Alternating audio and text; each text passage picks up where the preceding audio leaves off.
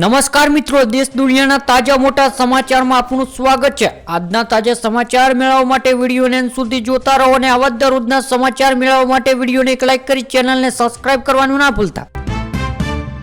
ફરી પરમાણુ ટેસ્ટની તૈયારી કરી રહ્યા છે ઈરાન, અમેરિકા અને ઇઝરાયલનું વધશે ટેન્શન। છોટાઉદેપુરમાં ભયાનક અકસ્માત, અજાણ્યા વાહનને બાઇકને ટક્કર મારતા ઘટના સ્થળે 3ના મોત। અમદાવાદ રોડ પર છત્રી લઈને સિમ કાર્ડ વેચનારથી ચીટજો, ડિજિટલ એરેસ્ટ ફ્રોડ માટે વિદેશમાં સિમ સપ્લાય કરતા એજન્ટો ઝડપાયા। રામ મંદિરનું નિર્માણ કાર્ય પૂર્ણ થયું, આજે પીએમ મોદીએ ધ્વજારોહણ કરશે। ખેડૂતોને સ્માર્ટફોન ખરીદવા મળશે 6000 રૂપિયાની સહાય।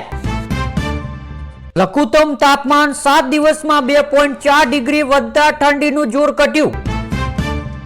સુરતમાં બીએલઓનું શંકાસ્પદ મોત, બાથરૂમમાંથી બેભાન અવસ્થામાં મળી આવેલી મહિલા અધિકારીનું નિધન। એસઆઈઆરની મુદત લંબાવી અને વડોદરામાં મૃત્યુ, બીએલઓના પરિવારને સહાય આપવાની માંગ સાથે કોંગ્રેસના સૂત્રોચ્ચાર।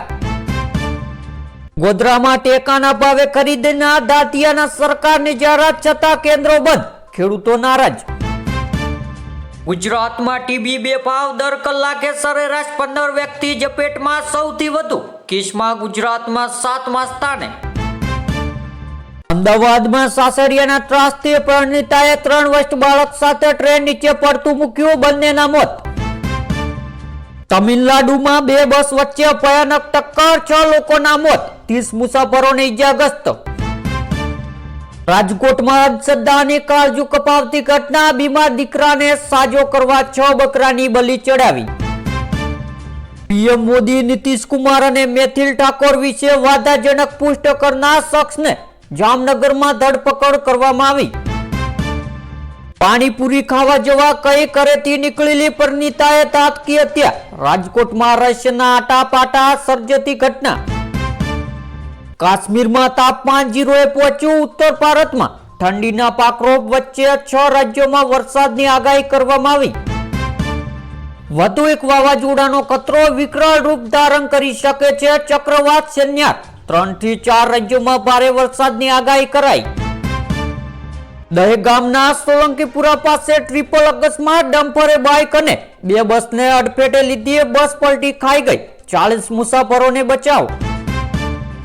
ઉત્તરાખંડના કુજાપુરમાં ખીણામાં બસ ખાબકી, 5 શ્રદ્ધાળુના મોત, ગુજરાતી હોવાની આશક। જામનગર ગાંધીનગર રેલવે સ્ટેશન પાસેથી એક નકલી પોલીસને અસલી રેલવે પોલીસે ઝડપી લીધો।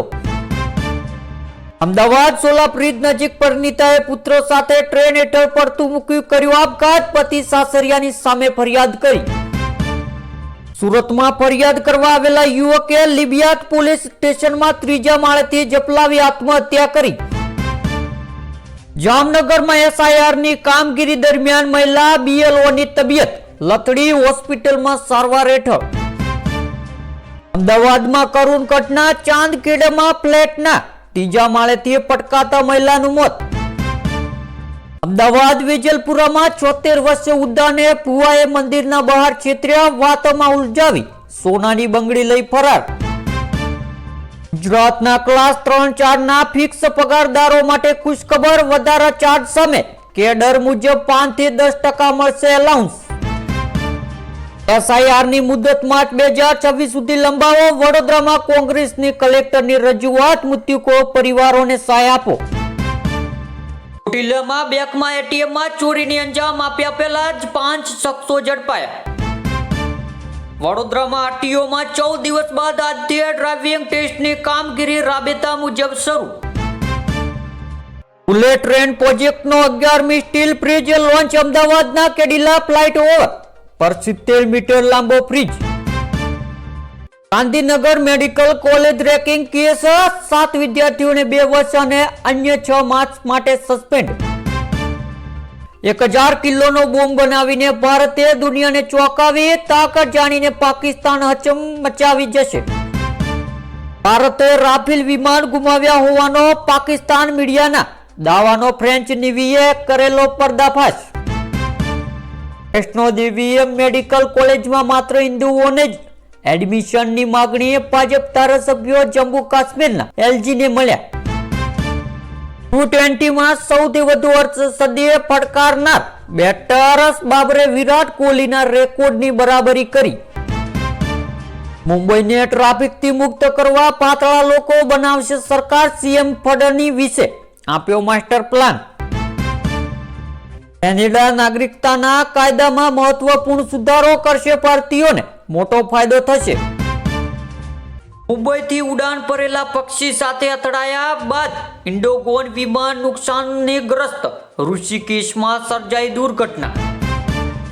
મધ્યપ્રદેશના રાયસેન જિલ્લામાં 6 વર્ષની માસૂમ બાળકી સાથે દુષ્કર્મ. મંત્રી શિવરાજસિંહે કહ્યું, મનમાં આક્રોશ, હું શાંતિથી નહીં બેસું. દિલ્હીમાં ઇન્ડિયા ગેટ સામે પ્રદૂષણ મુદ્દે દેખાવા પોલીસ પર હુમલો. માઓવાદીના સમર્થનમાં નારેબાજી. ભારતીય નૌકાદળમાં INS માહેશ સામેલ થયું. શત્રુઓની છબી મરી માટે કાળ સમાન. મહારાષ્ટ્રમાં ભાજપનો નવો પ્રયોગ. સ્થાનિક ચૂંટણીમાં યુવાનો માટે 40% અનામત. કર્ણાટકમાં મુખ્યમંત્રીની ખુરશી માટે કોંગ્રેસમાં અંદરો-અંદર રસાકસી. DK શિવકુમારે બાયો ચડાવી. જોજો ખેડૂતો, તક ચૂકતા નહીં, ફોર્મ ભરી દો આ ખેડૂત પોર્ટલ પર. ખેતીવાડી વિભાગ 20 HP લઈને 60 HP ના ટ્રેક્ટરની ખરીદીમાં સહાય મેળવવા માટે 29 નવેમ્બર સુધી ઓનલાઈન અરજી થઈ શકશે. ખેડૂતોને ટ્રેક્ટરની કુલ કિંમત 25% અથવા તો 1 લાખ બંનેમાંથી જે ઓછી રકમ હશે એટલી સહાય મળી શકશે. આ ઉપરાંત તાટપત્રી, પંપ સેટઅપ, પાક સંરક્ષણ સાધનો અને પાઇપલાઇનમાં સહાય મેળવવા માટે તારીખ 17 નવેમ્બર સુધી ઓનલાઈન અરજી થઈ શકશે.